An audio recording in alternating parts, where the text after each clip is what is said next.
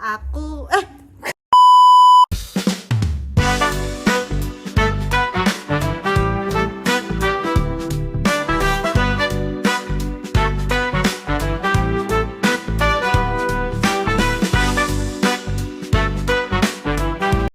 Assalamualaikum warahmatullahi wabarakatuh. Salam Om Swastiastu, Namo Buddhaya, salam kebajikan rahayu. Halo, aku Alivia Rizkotul Azida dengan NIM 11122000094.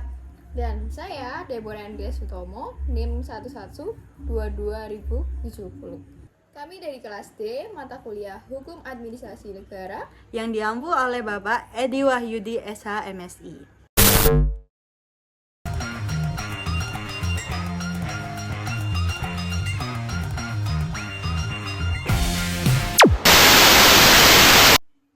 Jadi di sini saya akan menjelaskan tentang pengawasan administrasi negara dan peran lembaga pengawas. Definisinya yaitu proses pemantauan, evaluasi, dan pengendalian yang dilakukan untuk memastikan bahwa pelaksanaan tugas dan fungsi administrasi negara berjalan sesuai dengan peraturan perundang-undangan, kebijakan, dan standar yang ditetapkan. Jadi ada contoh yang pertama ada contoh internal, dan yang kedua ada contoh eksternal. Yang pertama ada contoh eksternalnya yaitu Inspektorat Jenderal dan Satuan Pengawasan Indonesia atau SPI. Lalu yang kedua, contoh eksternalnya yaitu BPK, KPK, dan Ombudsman Republik Indonesia.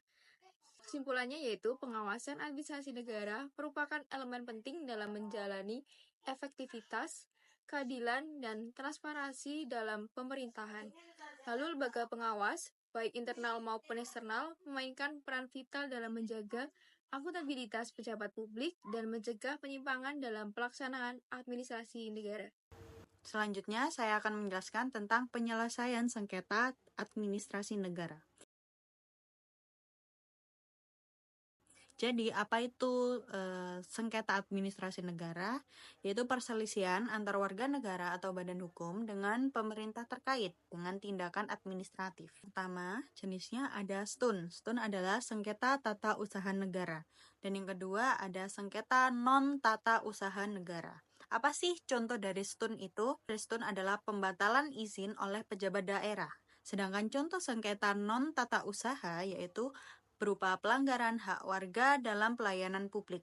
Contoh kasus dalam STUN dan sengketa non-tata usaha di dalam negeri tentang pemecatan ASN atau pembatalan izin usaha. Kesimpulannya adalah penyelesaian sengketa administrasi negara dapat dilakukan melalui jalur hukum yaitu PT-UN atau non-litigasi, mediasi melalui ombudsman. Prosedur penyelesaiannya adalah bergantung pada sifat sengketa dan pihak yang terlibat, tetapi selalu berpegang pada asas keadilan, transparansi, dan kepastian hukum. Selanjutnya tentang materi tanggung jawab pemerintah dan pegawai negeri sipil dalam hukum. Selanjutnya contoh kasusnya yaitu pelanggaran netralitas ASN dalam pemilu, yaitu seorang ASN diketahui menghadiri kampanye salah satu calon kepala daerah dan bahkan terlibat mengajak masyarakat untuk memilih kandidat tersebut. Jadi kesimpulannya, kewajiban untuk menjalankan tugas pemerintahan sesuai peraturan perundang-undangan serta prinsip profesionalisme, netralitas, dan akuntabilitas guna melayani masyarakat secara transparan, adil, dan efisien. Oke, selanjutnya saya akan menjelaskan tentang implementasi hukum administrasi negara dalam kebijakan publik. Jadi, apa itu implementasi hukum administrasi negara dalam kebijakan publik? Yaitu tentang berperan penting dalam pembentukan, pelaksanaan, dan evaluasi kebijakan publik oleh pemerintah. Jadi implementasinya memastikan bahwa kebijakan dilaksanakan sesuai dengan prinsip legalitas, keadilan, dan transparansi.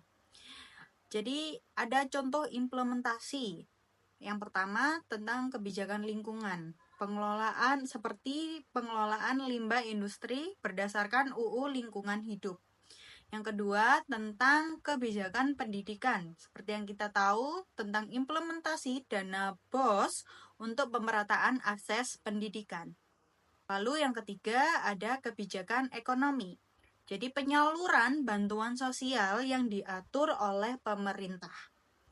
Kesimpulannya, hukum administrasi negara menjadi pedoman utama dalam pengelolaan kebijakan publik, memastikan bahwa setiap tahap pembentukan dan pelaksanaan kebijakan dilaksanakan secara legal, transparan, dan akuntabel untuk melindungi hak-hak dari warga negara.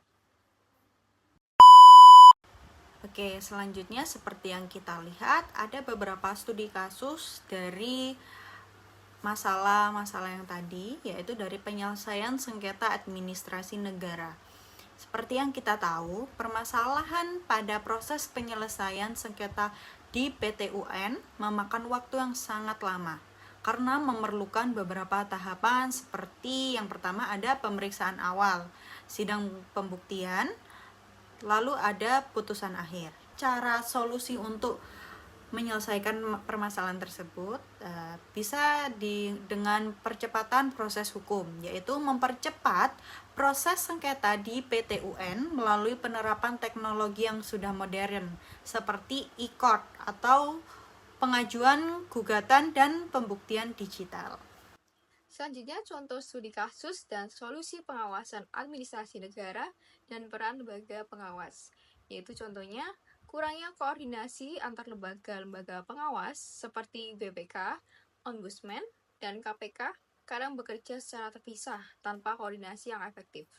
Jadi, permasalahannya dengan penyaluran bantuan sosial yang tidak tepat sasaran akibat manipulasi data penerima. Lalu solusinya dengan memperbaiki peraturan terkait pengawasan seperti pemberian sanksi lebih tegas terhadap pelanggaran maladministrasi dengan menggunakan revisi Undang-Undang Nomor 30 Tahun 2014 untuk mempertegas kewenangan lembaga pengawas. Sekian presentasi dari kami. Jika ada salah dan kurangnya, mohon dimaafkan karena kesempurnaan hanya milik Tuhan.